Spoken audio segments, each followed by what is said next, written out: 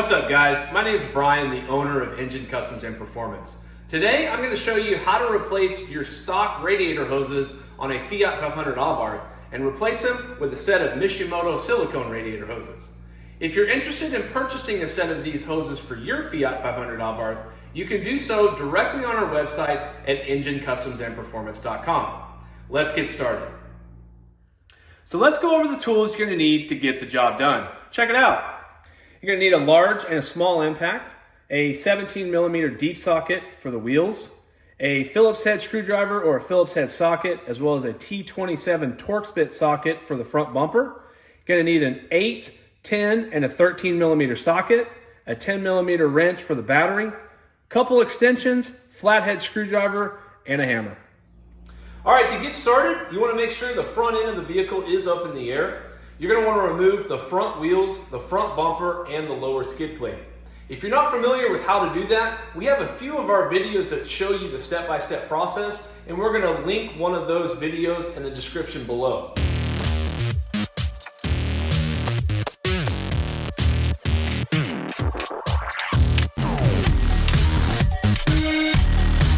All right, so the next step is we're going to need to remove the battery as well as the battery tray. We're also going to need to remove the air intake.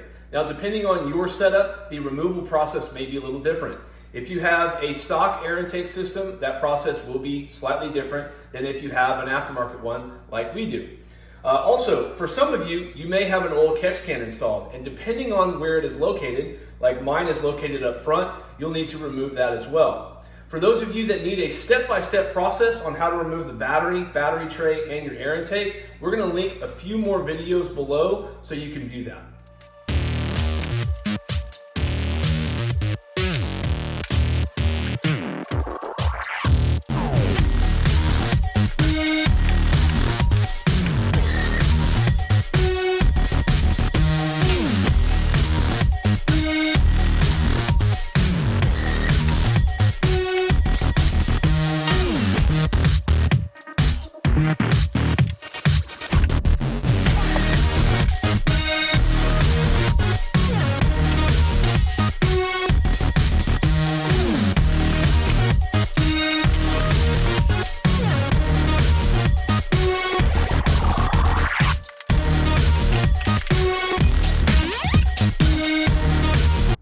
All right, we're going to start with removing the passenger side radiator hose, which can be classified as the lower radiator hose. So with the bumper off, you have full access where you can see the hose is here. You got a plastic surround that connects to the radiator. So the first thing is we have to get this clip off, which this clip is what keeps this plastic surround onto the radiator. So we got to remove that clip, and then we'll be able to push this lower radiator hose off. Now, typically what I do is I just take a flathead screwdriver to remove the clip.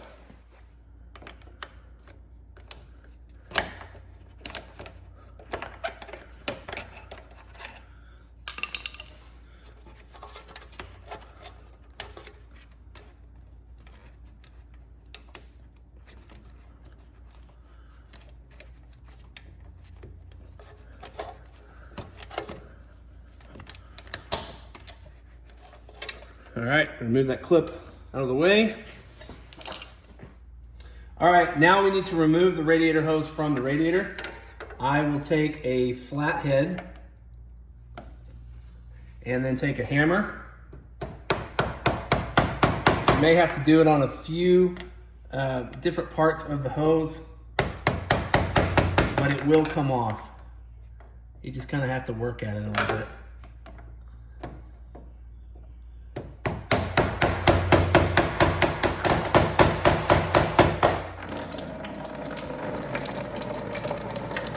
All right, just let the coolant drain.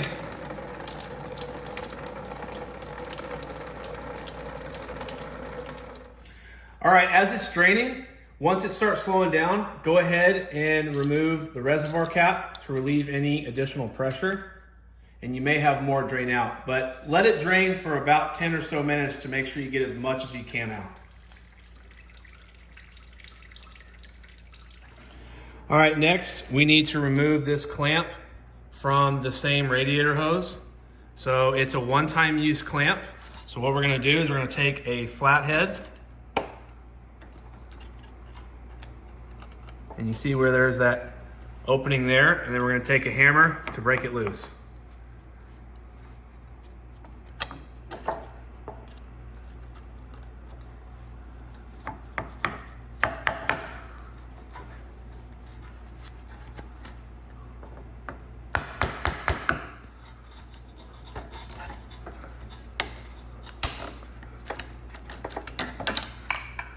And then you can just kind of break the clamp away. It's probably going to be stuck to the hose, just depending on how long that hose has been on your car. This one's been on here for 10 years. All right, now that we got that clamp off, you may have to work at it a little bit, but then once you break it loose, then just detach it. You may have some more coolant come out in the process. All right, now we need to remove the section of the hose from the reservoir, which you'll see there's another one-time use clamp. So what we're gonna do is we're gonna take that flathead again, and we're gonna stick it in a spot. Now be careful, because this reservoir is plastic. So where that hose connects to is a plastic component. So you don't wanna crack or break it, because then you're gonna have to replace the reservoir.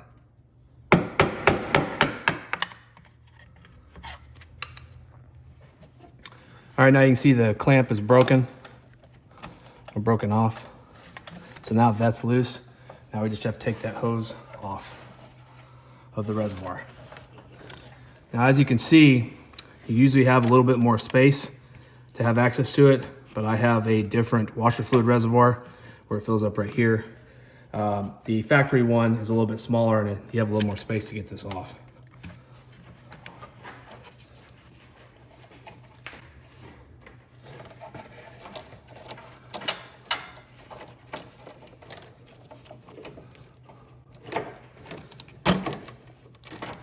All right, there we go. All right, now you should be able to remove the hose itself, or it can fall out. And just remove it. All right, now we're ready to install the Mishimoto lower radiator hose. So pretty much the same way it came out is how it's gonna go in.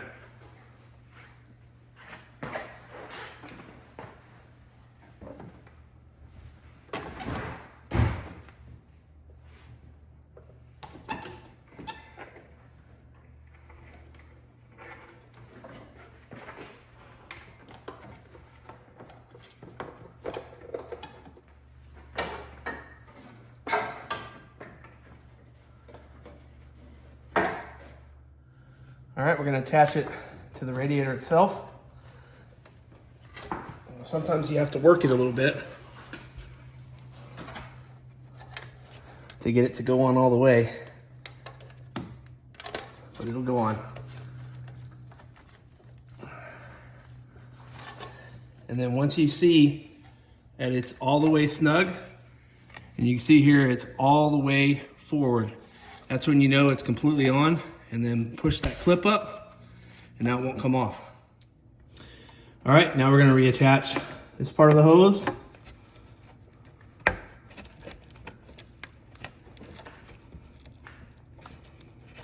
Now, I have the clamp a little bit snug, so I'm gonna loosen this a little bit so I can slide it all the way.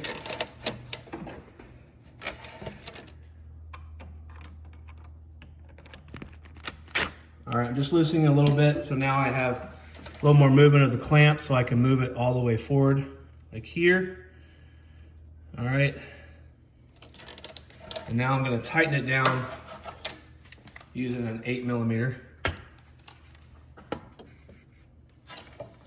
socket.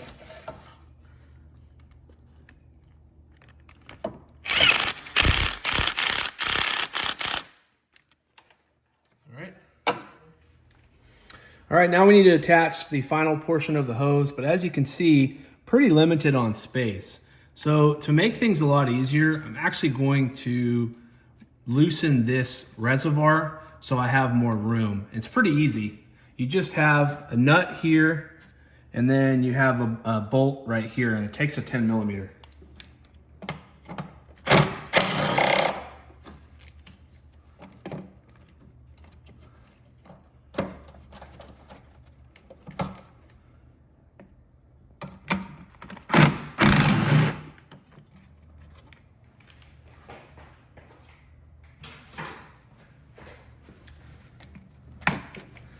All right, now you can see I have it loose, so I have a lot more space.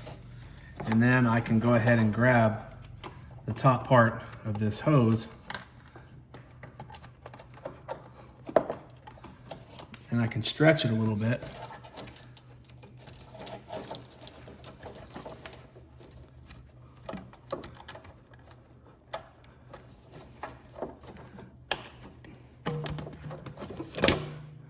Which will give me some more wiggle room to attach it to the reservoir.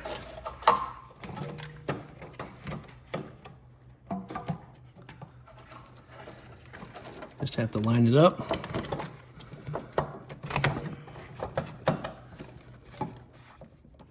All right, now that I've got the hose back on, I went ahead and put the reservoir back in its spot, and I'm gonna go ahead and tighten the clamp. You're just looking at an 8 millimeter again. Just make sure it's lined up.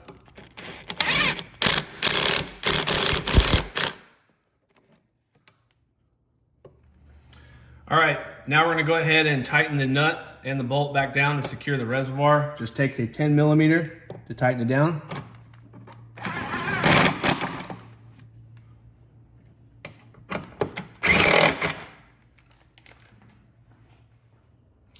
All right, now we're gonna go ahead and remove the stock driver side radiator hose. You can see with the battery tray gone, pretty easy to see where it connects to.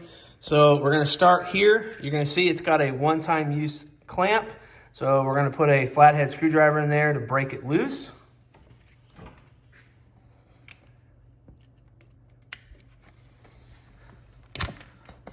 This is probably the easiest one to have access to. There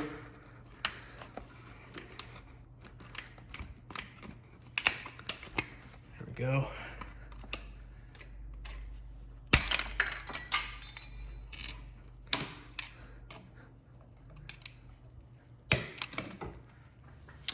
All right, now that you've got that clamp off, it can sometimes be a little difficult to get this off because you have to kind of break the seal.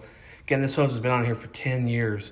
So usually what I do is I'll take a flathead, and if you kind of wedge it in up here, so for instance, if I take a flathead and I work it in here to help break the seal, you just kind of have to push it in right here where I'm pointing, and just kind of work it through till you break enough of that seal to where you can pull it off. And once you do that, then it should come right off. All right, now we need to disconnect the radiator hose, which this one's classified as the upper, from the radiator itself. Now, normally you're gonna have another one-time use clamp, but I've had this hose off a few times, considering I've done a turbo upgrade. So with that, I have just a standard clamp, which I'm gonna be using an 8 millimeter for.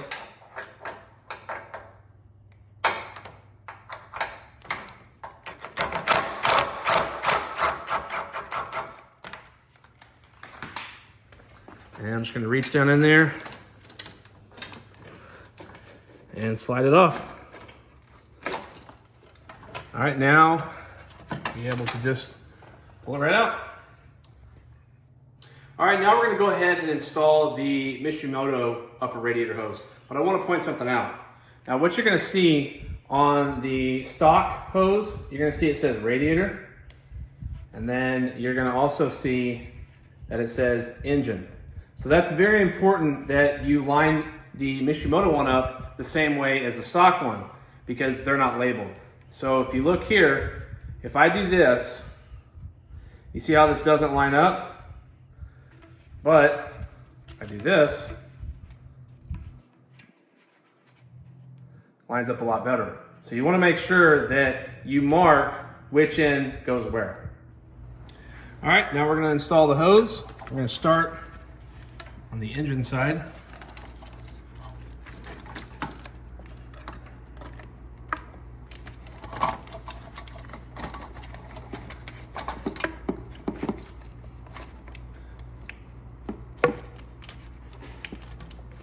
push it on there. Okay. All right, now we're going to attach it back to the radiator. Now we're going to tighten down the clamps. All right, we're going to use that 8mm socket again, just to tighten it down.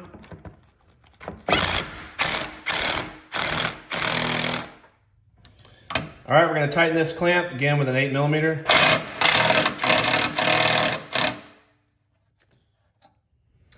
All right, now that we got the hoses installed, we need to put coolant back into the system. Take a funnel, and we're going to go ahead and put the factory coolant back in.